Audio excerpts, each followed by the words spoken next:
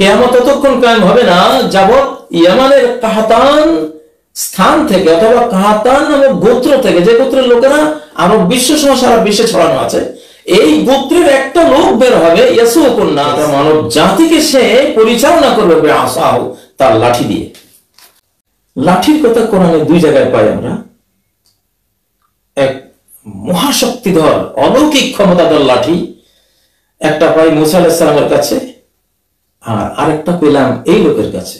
বুখারীর 35-17 নম্বর যে হাদিস, সহিহ মুসলিমও আছে। এই হাদিসটি অত্যন্ত বড় ধরনের শক্তিশালী সহিহ একটি হাদিস। এই কাহতানের গোত্রের এই লোকটি উপমহাদেশ জয় করবে, ভারতীয় উপমহাদেশ জয় করবে শেষ জামানায়, এবং কনস্টান্টিনোপল জয় করবে, এবং ইয়াসুকুন নাস বিআসা, তার লাঠি দিয়ে মানব জাতিকে চালাবে। সে লাঠিটা কি? মুসা আলাইহিস সালামের লাঠিটা কি ছিল?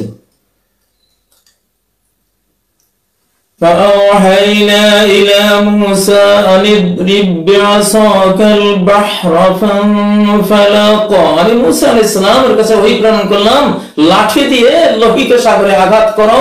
আঘাত করলেন, ফানফালাক, লোহিত সাগর খণ্ডিত হয়ে গেল, বিদীর্ণ হয়ে গেল। 12টি হাইওয়ে, একটা আঘাতে 12টি বিশ্ব রোড লোহিত সাগরের বুক চিরে তৈরি হয়ে গেল।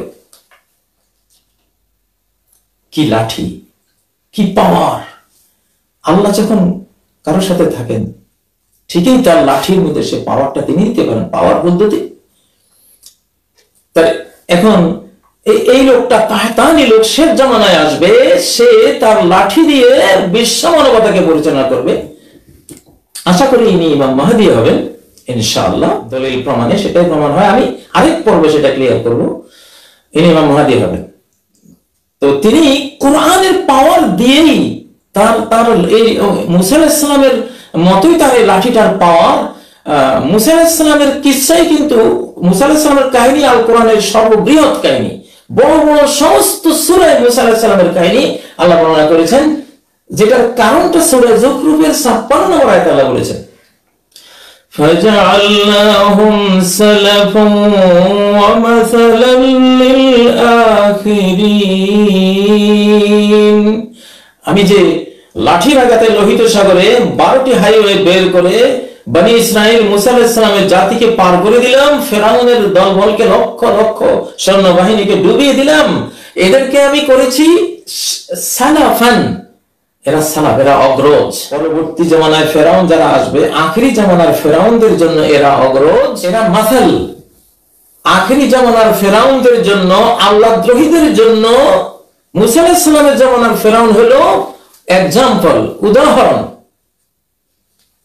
অর্থাৎ ওই ফেরাউন যেইভাবে ধ্বংস হয়েছিল, যেইভাবে সে নিপাত হয়েছিল, শেষ জামানার ফেরাউনরাও, বিশ্ব শক্তিরাও ঠিক সেইভাবে ডাইরেক্ট আল্লাহর আযাবে, আল্লাহর ভূমিকায় পৃথিবী থেকে নিশ্চিহ্ন হয়ে যাবে যদি তারা আল্লাহর পথে না আসে। তো মুসা আলাইহিস সালামের সাথে আমাদের এই উম্মত আখেরি জামানাকে আল্লাহ সূরা যুখরুফের 56 নম্বর আয়াতে একসাথ করে দিয়েছেন, যে ওরা যেভাবে নির্যাতন করেছিল আখেরি জামানা সেভাবে নির্যাতন করবে ফেরাউনরা। ওই যুগের ফেরাউন যেভাবে ধ্বংস হয়েছে, শেষ জামানার ফেরাউনও ঠিক সেইভাবে ধ্বংস হবে। কার হাতে ধ্বংস হবে? ওখানে মুসা আলাইহিস সালাম ছিলেন এক লাঠিওয়ালা, এখানেও আরেক লাঠিওয়ালা আসবে। এই লাঠিওয়ালার হাতে আখেরি জামানার ফেরাউনরা ধ্বংস হবে। এখন এই লাঠিওয়ালা কে? অনেক গবেষণা হয়েছে, যেটা শতকরা 98-99 ভাগ আমরা কোরআন ও সুন্নাহর আলোকে বলতে পারি ইনি ইমাম মাহদী। ومن عنده علم الكتاب, কিতাবের ইলম যার কাছে আছে তারই পাওয়ার। একটা হাদিস রয়েছে, বিস্ময়কর হাদিস।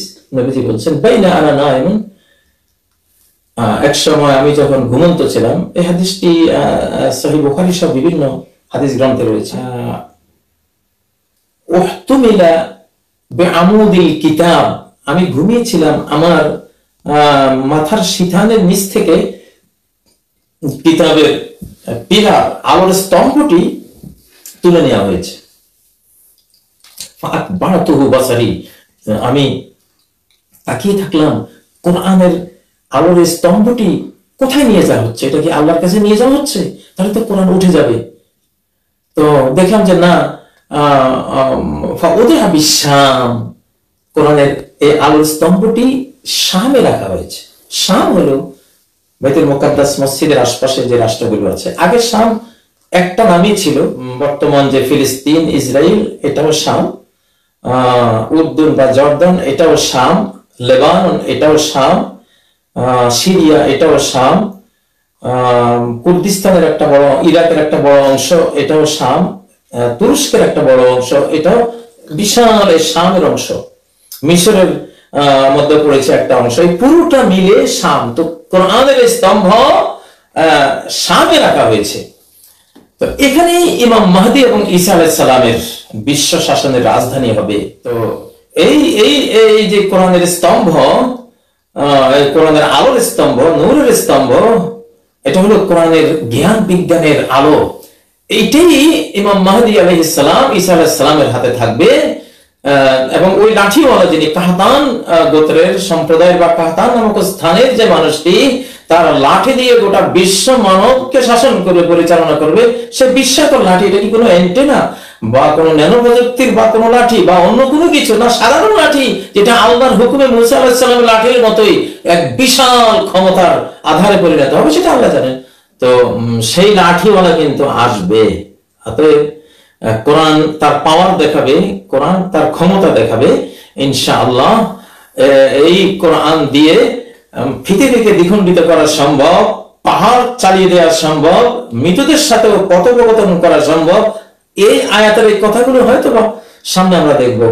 ওই আয়াতেই রয়েছে বালিল্লাহিল আমরু জামিআ, কোরআন তো নাযিল করেছেন আল্লাহ, সমস্ত কমান্ড পাওয়া তো তারই হাতে।